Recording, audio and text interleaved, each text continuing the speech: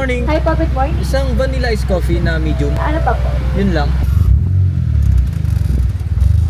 Hello guys! Welcome back to my channel. Nandito tayo ngayon sa Shellman Plaza, northbound. Kung saan nagpapatila tayo ng ulan kasi makikita nyo yung windshield ko, ang foggy na. Pinupunasan ko siya nito. Kasi tinanggal ko yung condenser fan ni Brin dun sa harapan. Ikikwento ko sa susunod na vlog kung anong ginawa ko dito kay Brin. Kaya bumili na muna ako ng kape para habang nagpapatila, di ba? Pero bakit ba tayo nandito ngayon? Kasi sa hindi inaasahan guys, may nag-chat sa akin. Owner siya ng G-Drive Auto Salon, si Sir Jet. Corolla lover din siya at napanood niya yung video ko nung year-end run na kung saan napansin niya yung windshield ko. Sobrang pangit. Puro gas-gas, para ako may astigmatism. Basta yung kapag tumama yung ilaw, hindi magandang tingnan sa windshield. Kaya nakita niya yon at nag-insist siya na linisin, i-detail yung windshield ni Brin. Nakakatuwa kasi sobrang generous ni Sir. Hindi naman kasi tayo ganong kalakihan pa, nasa 900 subs pa lang tayo, pero nandun at chinat niya ako na willing siyang tulungan si Brin i-detail yung kanyang windshield. Kaya I'm so grateful dahil diba, nagbunga yung pagbablog ko kahit na hindi pa naman ganun kalakihan. Ngayon, ayan, tumitila na guys. Mas visible na natin yung kalsada kapag nag-drive. Though, after ko dito sa Shell, ang next exit na kasi nan yung sa may Carmona, kaya malapit na tayo. So yun, i-cover ko lahat ng gagawin dito kay Brin kung paano siya i-detail.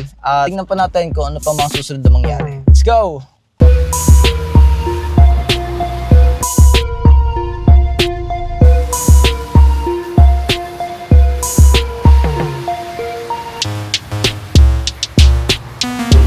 Sa loob lang.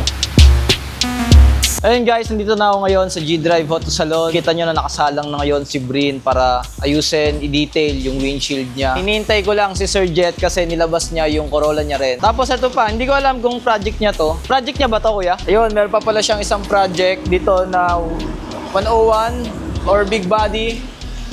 Ayun, isa. Naka-busy touring din pala. Woo! Ay, isa. Projector na headlight. Nilipat ko yung makina na ito doon, saka yung interior. Ayun yung hinahanap ko, world class eh. Napanood ko yung vlog natin. Naalin sa'yo? Yung night run nyo sa may... sa Batangas. Kasi hindi ko siya priority eh, kung ano-ano kasing pinagagawa ko ngayon. Kung yan nga, na-enjoy mo sa i-drive ngayon, so what more pa? Flat. Ayun, nag-message lang ako. Nagulat ako, bilis eh, may reply. Tsaka hindi ko rin na-expect sir kasi. Parang bigla lang talaga, nag-reply. Thank you Sir Jet. Yung pahilig nga lang din natin. Sa Corolla, no?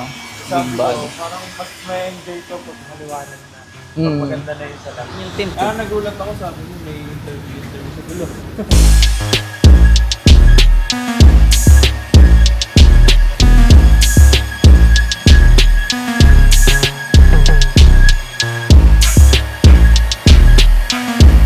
Ito na lang, tingnan natin. Ano na, Ang layo to, chapsuy ito. Pero yan, yung center console nga kasi niyan, BZ Touring tsaka gauge. Tapos target ko talaga yung buong interior niya ay SEG. Kinukumpleto ko siya SEG sa loob.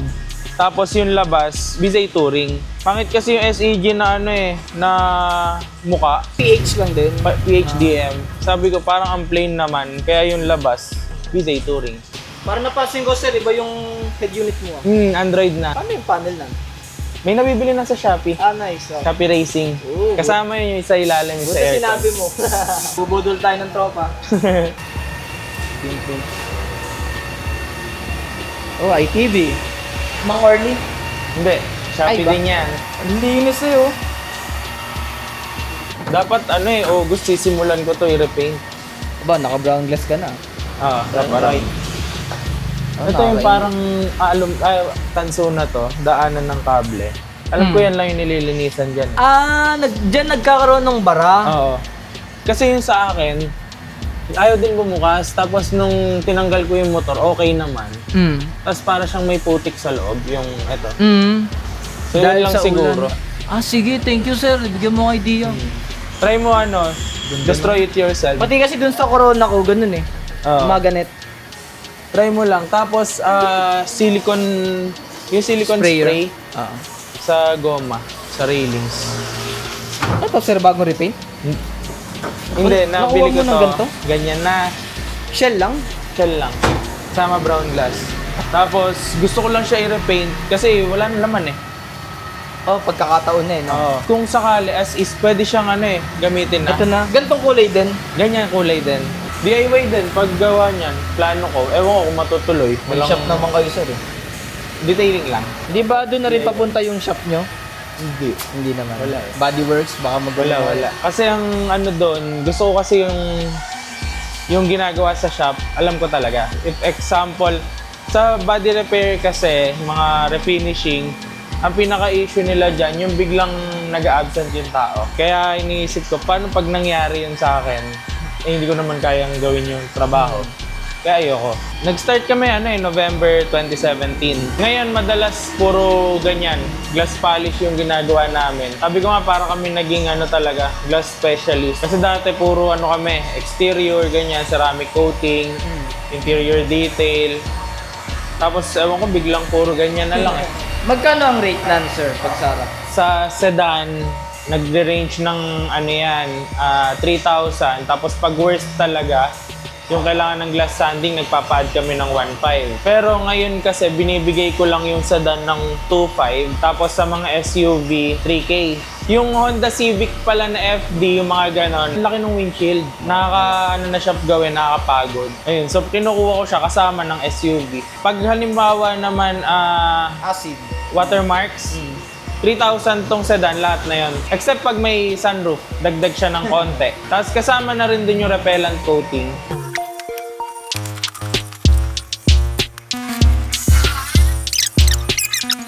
Kahapon nga nag-LBC ako ng Nagbebenta kasi ako minsan Japan, mga surplus part. May bumili kahapon yung Honda ETC. Nahingi siya sticker. Sabi ko wala kasi hindi naman talaga siya full-blown business pa. Kumbaga parang try pa lang. Gagawin ko kasi minsan paparating ako pyesa galing Japan. Syempre susulitin mo naman yung shipping fee. Ayun, nagdadagdag ako ng pasobra. Pero ngayon, ang naging pinaka regular na pinaparating ko, remote engine starter. May mga optional siya na harness para maging plug and play installation. Para siyang CarMate? CarMate. Hindi ko lang alam kung ano yung specs ni CarMate pero ito kasi yung sa test ko, 500 meters away, nag-start yung sasakyan. Parang ganun kalayo. Ano to, sir? May safety feature? Like, for example, manual. Hindi ko ino-off yung turbo timer. Para pag pinatay ko yung susi, naandar pa rin siya, hindi ko may kakambyo. Tsaka ang gusto ko dito, yung AC. Pagdating mo sa parking, malamig na. Paano to rin i-start? Pag i-start mo siya, pinutin mo yung engine. Ito, tapos yung start. Yan. Ooh. Oh. Tapos, ito na rin yung lock tsaka unlock. So pag engine stop, engine, then stop. Ooh. Nako, may mabubudol tayo dito, sir.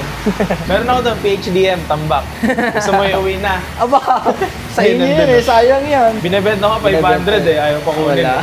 Kung gusto mo, sabay mo mamaya pa uwi. Nakakaya, sir. Tama na tong service na yan. Hindi nga, seryoso kasi maglilinis kami ng studio. Talaga ba? Oo.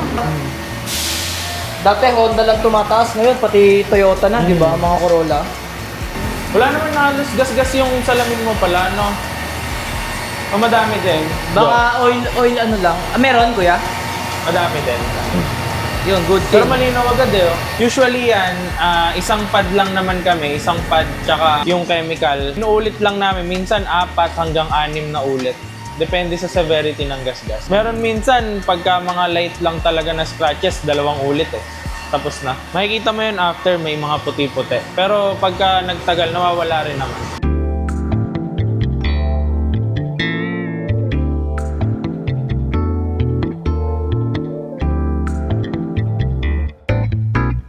Tapos na, sir?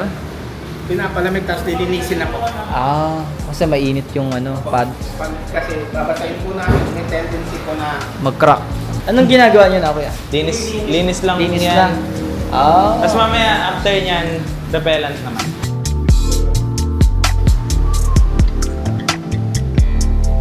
Ayun, kitang-kita ka na ngayon. Tingnan mo sa loob. Parang walang tinta. Tanda mo pa yung itsura niya kanina. Pag may kasalubong ka sa sasakyan, tanda mo din. Ayan. Basta parang may astigmatism. Ayan, tingnan mo ngayon sa loob. Ayan, kitang-kita ko nga si kuya Wow! Nice. Mag-enjoy ka lalo dyan. Kung may gas-gas dito sa tint na yun, for sure. Malamang. Or malalim na. Kagaya na to sa labas. Pero hindi Ay, hindi. Sa loob. Nasa loob nga siya. Ito oh, random po eh. Apply mo na. Sige kuya. Oh, glass ko gamit niya. Hindi, glass stain guard. Sigla ko kasi maganda din, kaso wala silang yung malalaking packaging. Magka-itsura pala sila. Akala ko glass ko.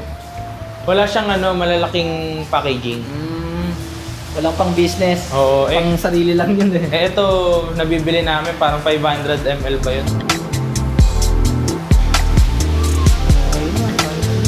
Parang may tint kayo?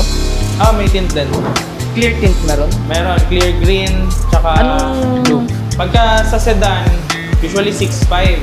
Nung nakaraan, naka-promo kami, 5.5 lang. Okay na yan. Parang naka-clear na ako. Kitang-kita na yung ano ko dyan. Shoutout po. Kailangan niyo po ng glass panis. G-Drive Salon lang po ang sagot. Ayun, G-Drive Salon. Kitaan niyo lang po sa Paliparon 1, Beberino Compound, Dasmariñas City. Si Kuya. Shoutout po kay Jojo Cabalet. Ayun yun, siya yun. Misis mo. Mahihain. Mrs. Papalo po ako sa channel. Gusto ko mapanood yung sarili namin.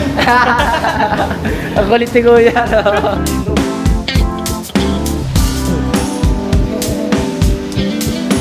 Ito, pag gusto mo DIY, turuan kita. Message ka lang. Ang ganda oh.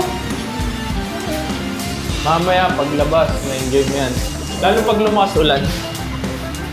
Ingat sa biyahe ka. Thank you, Sir Jet. Thank you. Ayun, yung project ni Sir Jet na Corolla, silver top. Tapos nang i-detail yung windshield ni Green. At dito lang yan sa G-Drive Auto Salon. Grabe, sobrang generous ni Sir. Napa-detail si Green ng wala sa oras, biglaan. Hindi natin ina-expect. Kaya kita nyo, ang ganda oh. Parang walang tint kasi dati, ganito yung itsura niya dati. Kita nyo, di ba? Daming acid rain, tapos puro gas-gas. Tapos yung harapan, no? Ayun na, ganun na yung finished product. Makakompare natin siya. Ayun no, kita nyo. Ang liwanag! Maraming salamat ulit, G-Drive Auto Salon. Ang totoo naman guys, di niya naman habol magpa-content. Ako na mismo yung nag-insist kasi, di ba, para nga rin ma-share sa inyo, tsaka mag-return ng magandang ginawa sa akin dito sa project natin kay Green. Kaya kinontent ko na rin. Salamat Sir Jet de Guzman, pati dun sa dalawang kuya na nag-detail mismo sa windshield ni Green. Maraming salamat sa inyo. Ang ganda ng service na ginawa nyo. Sobrang effective. Ang laki ng improvement dito kay Green sa windshield niya. Abangan nyo pa guys yung mga susunod kong content katulad dito. At kung hindi pa nagsusubscribe sa channel ko, please subscribe to my channel guys. Malapit na tayo mag 1,000 subscribers. Kaya maraming salamat once again guys. Thank you. Thank you.